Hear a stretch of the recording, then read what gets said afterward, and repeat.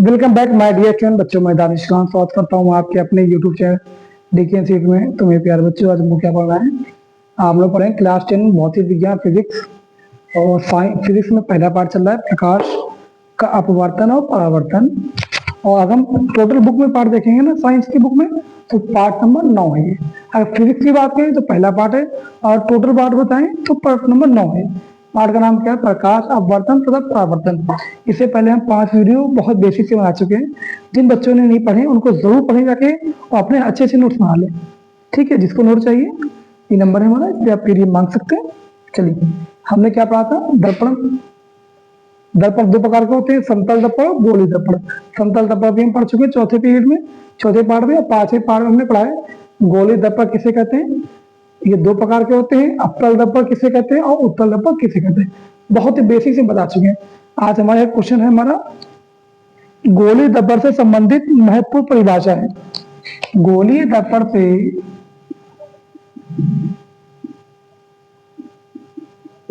से संबंधित महत्वपूर्ण परिभाषाएं। महत्वपूर्ण परिभाषाएं।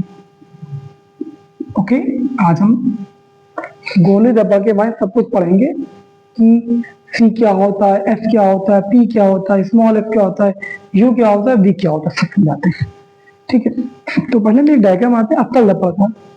अवतल दर्पण बनाते हैं, उत्तल और उत्तल बनाते हैं। ठीक है, देखिए यहाँ से यहाँ तक मान लीजिए क्या है ये अवतल दर्पण। ठीक, एक बच्चे कर लें सही से चल रहा है कि नहीं चल रहा है। हाँ ठीक है, सही चल रहा है। ये बच्चों हमारे पास क्या है? अवतल दर्पण एक है। इसी में हम आपको पूरा बता देंगे, फिर परिभाषाएं बताएंगे। ये हमारे पास क्या है? अवतल दर्पण। अवतल दर्पण, ये जो बीच का पॉइंट होता है ये वाला, जिस खोखले कटे गोले का भाग होता है उसका मिड पॉइंट क्या कहलाता है? पी कहलाता है बच्चों। इसे कहते हैं ध्रुव। क्या बोलते हैं हम? दर्पण का ध्रुव बोलते हैं। ठीक है, इसे पी से प्रेस करते हैं, ये होता है हमारा क्या? पी कहलाता है। और खोखला गोला जो आपका गोलीय दर्पण है, उसका जो केंद्र होता है, मतलब ये चीज, ये गोला ऐसा होगा ना, इसका एक केंद्र होगा। ये जो केंद्र होता है उसको सी बोलते हैं। क्या बोलते हैं? वक्रता केंद्र सी से प्रेस करते हैं बच्चों। ठीक है, इसको रफ कर देते हैं, इसे समझाने के लिए था ये। और इसका केंद्र क्या है? वक्रता केंद्र सी कहलाता है।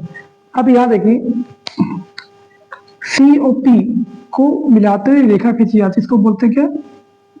ये होती है मुख्य अक्ष होती है बच्चों। क्या होती है? मुख्य अक्ष होती है। ठीक है, क्लियर है? इसे कहते हैं मुख्य अक्ष।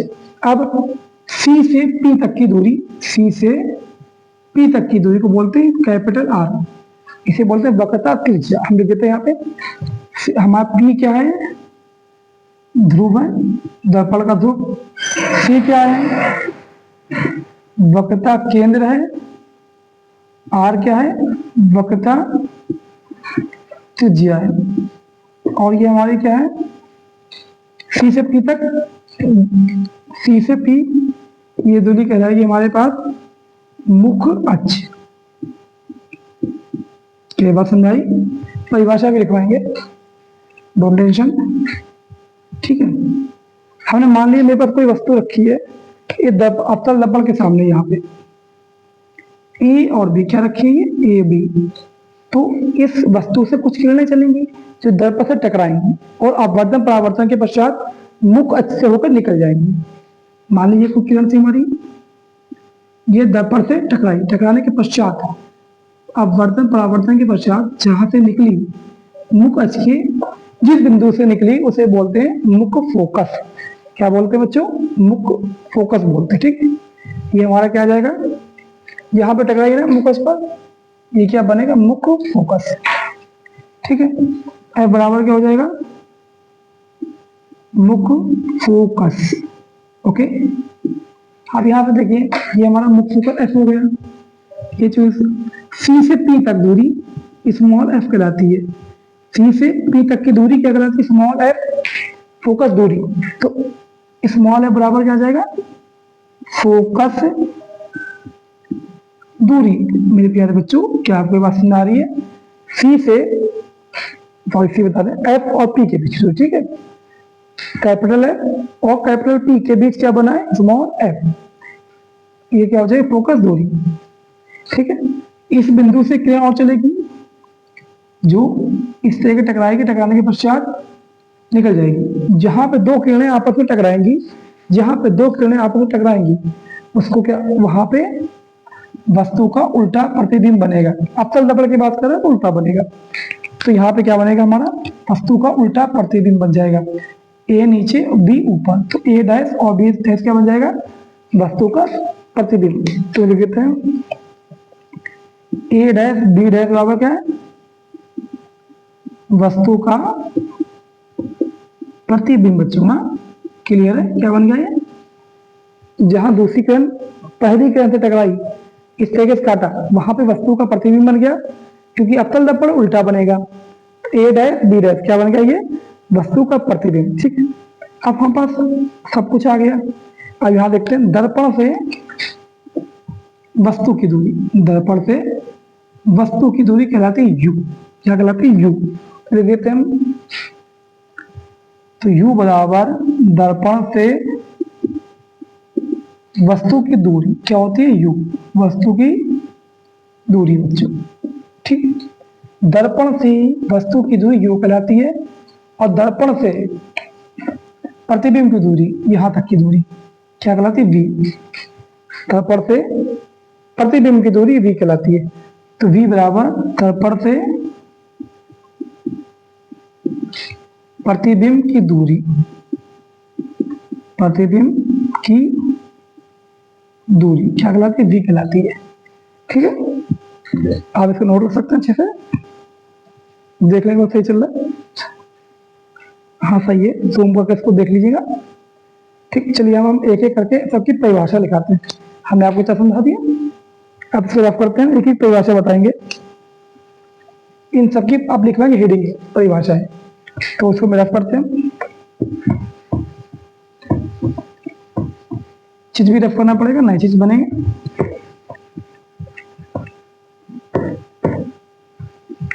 नंबर 1 क्या है, अब फिर परिभाषा लिखेंगे। दर्पण का ध्रुव, दर्पण का ध्रुव, ध्रुव को बोलते पोल, पी से प्लेस करते हैं ना। इसकी परिभाषा लिखते हैं जो किताबों में दी गई है। गोलीय दर्पण का मध्य बिंदु, गोलीय दर्पण का मध्य बिंदु, गोलीय दर्पण का मध्य बिंदु पी ध्रुव कहलाता है, पी ध्रुव कहलाता है। इस तरीके से अगर ध्रुव पी कहलाता है। ठीक है, दूसरी हेडिंग हमारी है वक्रता केंद्र। नंबर 2 क्या, वक्रता केंद्र, इसे सी बोलते हैं। ठीक, सी से प्रेस करते हैं। गोलीय दर्पण जिस खोखले गोले का कटा हुआ भाग होता है, गोलीय दर्पण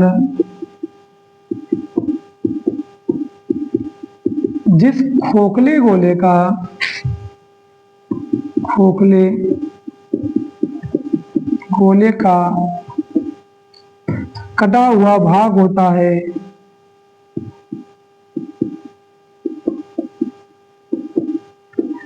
खोखले गोले का कटा हुआ भाग होता है, उसका केंद्र, उसका केंद्र वक्रता केंद्र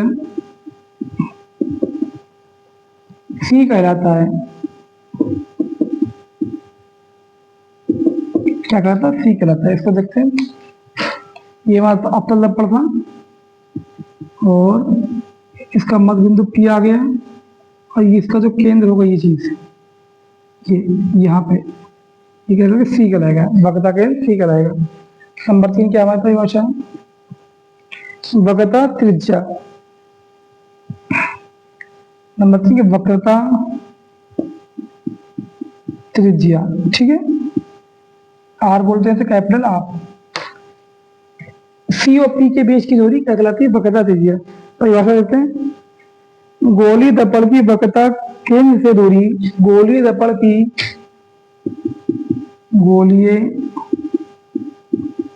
दर्पण की वक्रता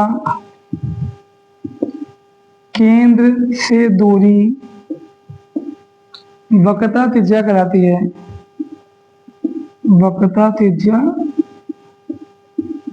कहलाती है।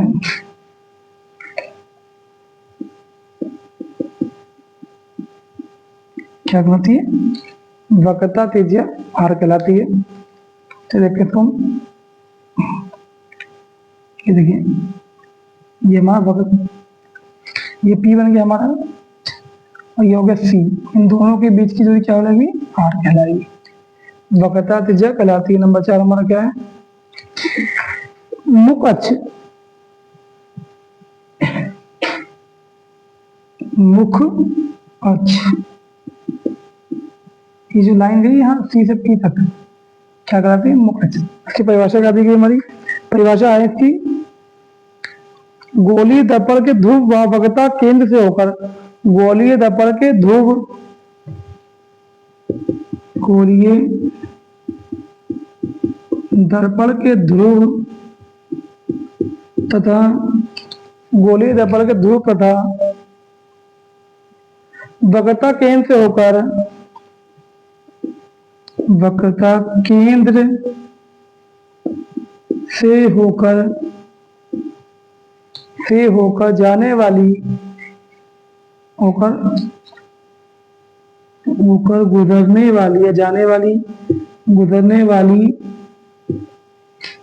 काल्पनिक रेखा वाली, काल्पनिक रेखा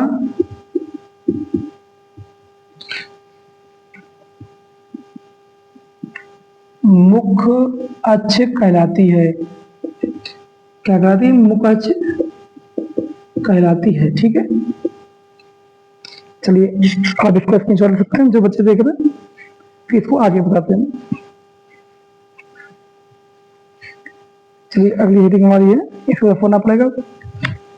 अगली हेडिंग हमारी है फोकस दूरी पर दो रह गए, फोकस दूरी और फोकस बिंदु और फोकस, ये फोकस दूरी, तो इसको रफ कर लेंगे।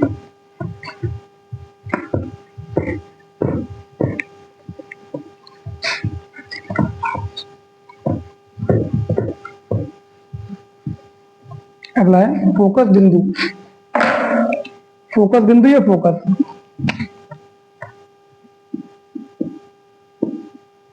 फोकस बिंदु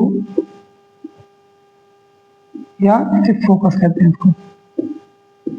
देखिए खिंचवाते फिर एक बार, ये मेरा अप्पल दर्पण है,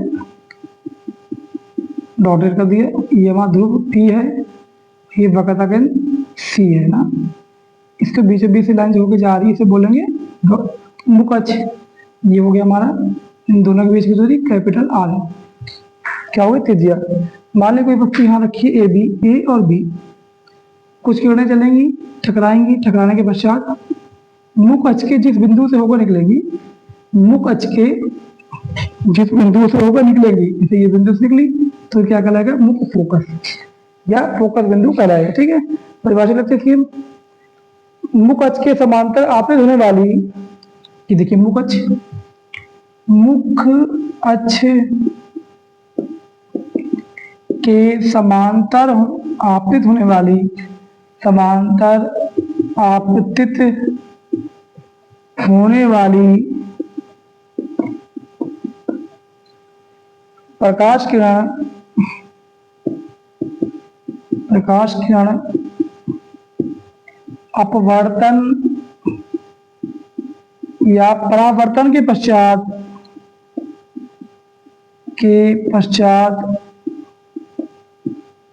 मुख अक्ष के जिस बिंदु से होकर, मुख अक्ष के जिस बिंदु से होकर गुजरती है, ये देखिए मुख अक्ष के जिस बिंदु से होकर गुजरती है वह फोकस बिंदु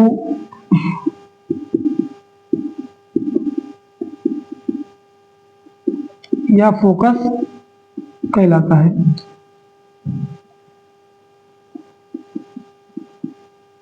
ठीक है।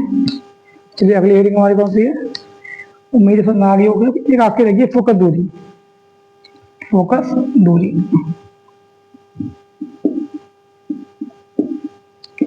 देखिए सर फिर से बनाते हैं एक बार अच्छे से। माना ये अवतल दर्पण हमारे पास है, उत्तल में भी ऐसे होगा बट थोड़ा सा अभी जब आप उत्तल दर्पण पढ़ाएंगे देख लीजिएगा आप लोग। ठीक है सर, ये एक अवतल दर्पण है। अगर चाहे इसको M1 M2 कर सकते हैं यहाँ पे। तो यहाँ पे इसका मध्य बिंदु P कहलाएगा और ये मुकज कहलाएगी, ये C कहलाएगा, इन दोनों के बीच की दूरी R कहलाएगी। और यहाँ कोई वस्तु रखी है, दो किरणें निकली, टकराने के पश्चात जिस बिंदु से होकर निकली उसे बोलेंगे फोकस F। ठीक, क्या बोलेंगे, फोकस। फोकस और ध्रुव के बीच की दूरी कहलाएगी फोकस दूरी। इन दोनों के बीच क्या बनेगा, स्मॉल एफ। बच्चों क्या बनेगा, स्मॉल एफ। ठीक है, इसकी परिभाषा देखते हैं हम। फोकस बिंदु व ध्रुव के मध्य, फोकस बिंदु व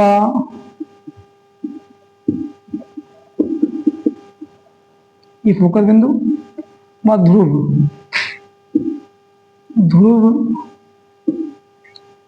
के बीच की दूरी